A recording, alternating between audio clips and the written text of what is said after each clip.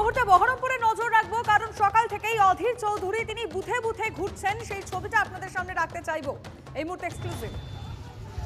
আপনি দেখুন, ব্যবস্থা নিন। ঠিক আছে, আপনার 222 নম্বর বুথে 221 আর 22-এ আমি আছি এখন।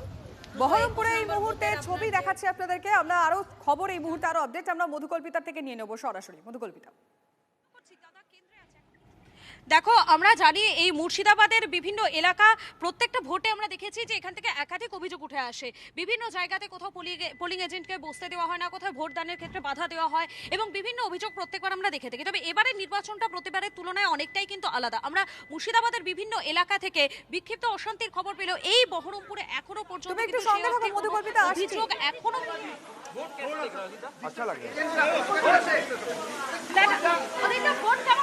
এখন পর্যন্ত ভালো সব জায়গায়। হ্যাঁ বসতে পেরেছি। হ্যাঁ ঠিক আছে।